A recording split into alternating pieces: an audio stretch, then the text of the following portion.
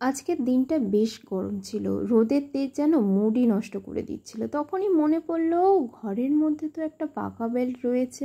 ভাবলাম আর দেরি না করে আজই নিজে বানিয়ে নেবো এই পাকা বেলের শরবত। তাই ভাবলাম রেসিপিটি যদি আপনাদের সাথে শেয়ার করা যায়। খুব সাধারণ রেসিপি, শুধুমাত্র একটা টুইস্ট আমি এর মধ্যে অ্যাড করেছি। এর জন্য প্রথমে নিয়েছি আমি একটা পাকা বেল। পাকা বেলটা কিন্তু খুবই ভালো ছিল, আর কিছু সময় দেখা যায় যে বেল পাকা আনলাম কিন্তু ভেতর থেকে খারাপ, সেক্ষেত্রে একটু খারাপ লাগলো। এই বেলটার ক্ষেত্রে কিন্তু সেটা হয়নি। যাই হোক, বেলটাকে প্রথমে ভালো করে ধুয়ে নিলাম যাতে এর গায়ের নোংরা যেন বেল মাখার মধ্যে না যায়। তারপর একটা শক্ত জিনিসের সাহায্যে আমি এখানে বেলুনি ব্যবহার করেছি। আপনাদের হাতের সামনে যেমন শক্ত জিনিস থাকবে সেই জিনিস দিয়ে কিন্তু বেলটাকে ফাটিয়ে নেবেন। দেখতে পাচ্ছেন বেলের ভেতরের অংশটা কিন্তু সম্পূর্ণ ঠিকঠাক, কোনো রকমভাবে পচে যায়নি বা নষ্ট হয়ে যায়নি। একটা চামচের সাহায্যে কিন্তু বেলের শাঁসটাকে আমি আলাদা করে নিচ্ছি একটি পাত্রের মধ্যে। ব্যাস, অর্ধেকের বেশি কাজ শেষ। এরপর বেলটাকে মেখে নেবো ঠান্ডা জলে। এখানে আমি ঠান্ডা জল ব্যবহার করছি কারণ এখানে আমি বরফের কুচি ব্যবহার করতে চাই না। আপনারা যদি বরফের কুচি পছন্দ করেন তবে কিন্তু এক্ষেত্রে নর্মাল জল দিয়ে এটাকে মেখে তারপরে পরিবেশনের সময় কিন্তু কয়েক টুকরো বরফের মধ্যে মিশিয়ে দিতে পারেন। এরপর ঠান্ডা জল দিয়ে ভালো করে বেলটাকে আমি মেখে নেবো। বেলটাকে কিন্তু আমি কোনো চাকনির সাহায্যে ছেঁকে নেবো না, হাতের সাহায্যে কিন্তু এর দানা এবং যে চিবড়েটা থাকে সেটা কিন্তু অল্প অল্প করে বাদ দিয়ে দেবো।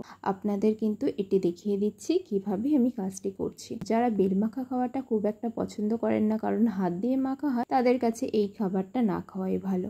কারণ নিজের মনের পছন্দের যদি না হয় তবে সেই জিনিস না খাওয়াই ভালো। দেখতে পাচ্ছেন যে ভালো মতন কিন্তু আমি বেলের চিবড়েগুলো আর দানাটাকে কিন্তু বাদ দিয়ে নিচ্ছি। এই বেলের শরবতের প্রথম চুমুকেই মনে হয় এই তো বাঁচা গেল। প্রকৃতি আমাদেরকে যত সুন্দর উপহার দিয়েছে তার মধ্যে বেলের শরবত হলো একটা পিওর ব্লেসিং।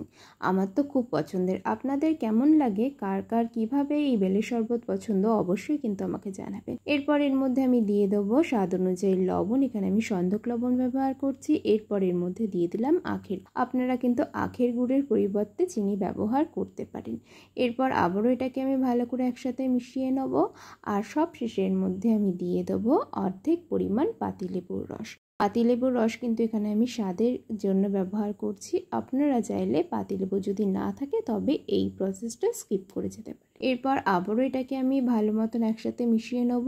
গরমের সকাল হোক বা বিকেল, বেলের শরবত কিন্তু মাস্ট। আর এই রকম প্রাকৃতিক শরবত আপনারা বাড়িতে বানিয়ে নিতে পারেন খুব সহজ উপায়ে। কোল্ড ড্রিঙ্কসে বা সফট ড্রিঙ্কস ছাড়াও কিন্তু এই শরবতটি সেরা। আশা করি ভিডিওটি আপনাদের প্রত্যেকের ভালো লাগবে। তাই গরমকাল থাকতে থাকতেই বানিয়ে নিন এই বেলের সুস্বাদু শরবতটি। সবাই ভালো থাকুন এবং সুস্থ থাকুন। দেখা হবে অন্য কোনো ভিডিওতে।